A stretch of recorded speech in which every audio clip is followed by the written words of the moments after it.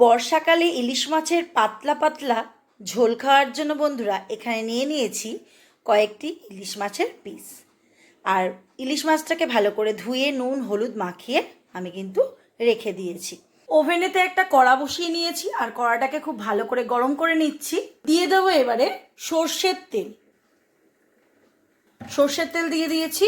সর্ষের তেলটাও ভালো করে গরম হয়ে এসেছে। এবার দিয়ে দেবো কেটে রাখা লম্বা লম্বা করে আলু।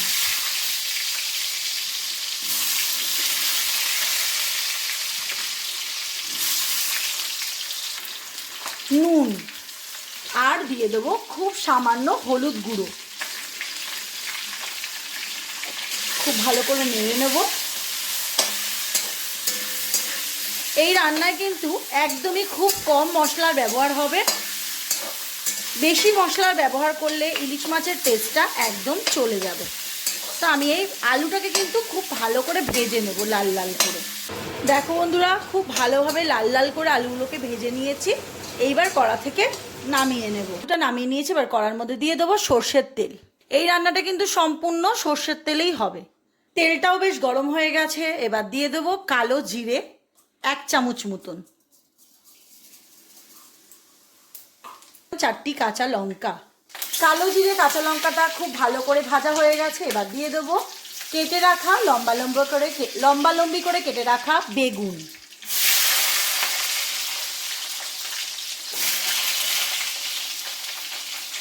কিন্তু বন্ধুরা এর সাথে কাঁচকলাও ব্যবহার করতে পারো। এবার একটু নেড়ে নেব। দিয়ে দিলাম একটু নুন, আবারও একটু হলুদ গুঁড়ো। হলুদ গুঁড়ো দিয়ে খুব ভালো করে ভাজা ভাজা করে নেব। বেগুনটাও খুব ভালো করে ভেজে নিচ্ছি।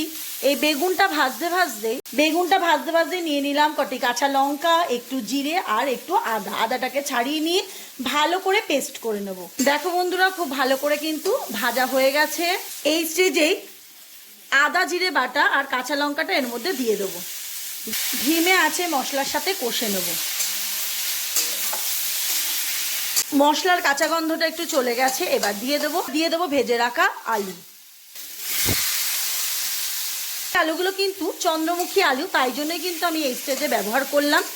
না হলে পরে অন্য সময় ভেজে আলাদা সেদ্ধ করে নিয়ে তারপরে কিন্তু বেগুন দিতে হতো বন্ধুরা। চন্দ্রমুখী আলুটাও কিন্তু ভালো করে ভেজে নেবে যাতে ওখানেই কিছুটা সেদ্ধ হয়ে যায়।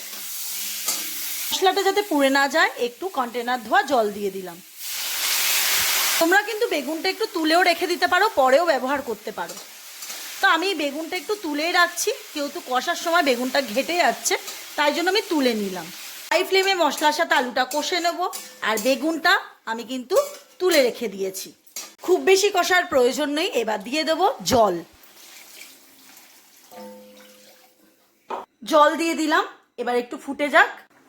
দেখো বন্ধুরা, বেশ খানিকক্ষণ ফুটিয়ে নিয়েছি। নিয়ে এবারে দিয়ে দেবো বেগুনগুলো। বেগুনের সাথে সাথে দিয়ে দিলাম কাঁচা মাখিয়ে রাখা যে মাছগুলো, সেইগুলো এর মধ্যে অ্যাড করে দিলাম। এই ইলিশ মাছগুলো কাঁচা দিলে এর টেস্টটা কিন্তু আরও দ্বিগুণ আসবে। ভেজে দিলে এক স্বাদ আসবে আর কাঁচা দিলে আরেক স্বাদ আসবে। যদি মনে হয় আর একটু জল ব্যবহার করতে পারো। কাঁচা মাছের সাথে আলু বেগুন আরও ফুটিয়ে নেব আর মাছগুলো ঝোলের মধ্যে একদম ডুবিয়ে দেবো যাতে ভালো করে সেদ্ধ হয়ে যায়। দেখো বন্ধুরা, মাছটা খুব ভালো করে কিন্তু সেদ্ধ হয়ে গেছে। আমি এর মধ্যে করেছি কি বন্ধুরা, মাছের টেস্টটা যাতে ভালো আসে সেই কারণে ঝোল থেকে আলু আর বেগুন সব সরিয়ে দিয়েছি। দিয়ে মাছটাকে ভালো করে জল দিয়ে ফুটিয়ে নিচ্ছি যাতে মাছের স্বাদটা বেশি খুলবে। এবার মাছটা সেদ্ধ হয়ে গেছে। এবার আগে থেকেই সেদ্ধ হয়ে থাকা আলু আর বেগুনগুলো মিশিয়ে দেব। খুব বেশি যদি ফুটিয়ে ফেলো তাহলে পরে কি হবে, আলু বেগুনটা অলরেডি সেদ্ধ হয়েই ছিল, সেগুলো আরও গলে যাবে। তাই কারণে আমি যেহেতু সেদ্ধ হয়েছিল বলে সেই জন্য তুলে রেখে মাছটাকে ভালো করে ফুটিয়ে নিয়েছি। তার স্বাদটাও আরও বেড়ে গেল ঝোলের সাথে। তারপর এইগুলোকে মিশিয়ে দিলাম। এইবার এর মধ্যে দিয়ে দেবো একটু ইলিশ মাছের মাথা ভেজে রেখেছিলি যে তেলটা পেয়েছিলাম, সেই তেলটা একটু মিশিয়ে দেবো এর সাথে। এইরকমভাবে রান্নাটা করে দেখো বন্ধুরা, স্বাদ কিন্তু দারুণ হবে। এবার নুনটা দেখে নেব, দিয়ে গরম গরম ঝোল ভাতের সাথে পরিবেশন করব। রেডি হয়ে গেল আমার ইলিশ বেগুন আর আলুর পাতলা পাতলা ঝোল। তো তোমরাও কিন্তু বাড়িতে এইভাবে ট্রাই করতে পারো বন্ধুরা। সবসময় সর্ষে বাটার ইলিশ ভালো লাগে না খেতে, কখনো কখনো পাতলা আর হালকা রান্না খাওয়ার ইচ্ছে হয়। তো তোমরা কিন্তু এইভাবেই ইলিশ মাছের পাতলা ঝোল বানিয়ে ফেলতে পারো। যদি ভিডিওটি দেখে ভালো লেগে থাকে, লাইক, শেয়ার, কমেন্ট আর সাবস্ক্রাইব করার অনুরোধ রইল। আজকের মতন ভিডিও এখানে শেষ করছি। আর একটা নতুন খবর দিই বন্ধুরা, আমার কিন্তু আরও একটা চ্যানেল আছে। চ্যানেলের নাম স্মৃতি বুটিক চ্যানেল। স্মৃতি বুটিক চ্যানেলে আমি সমস্ত রকমের কাটিং ভিডিও দেখাই। আর আমার কিন্তু এই মুহূর্তে অনলাইন ক্লাস শুরু হচ্ছে। তোমরা যদি কেউ আগ্রহী হয়ে থাকো তাহলে কিন্তু যোগাযোগ করতে পারো।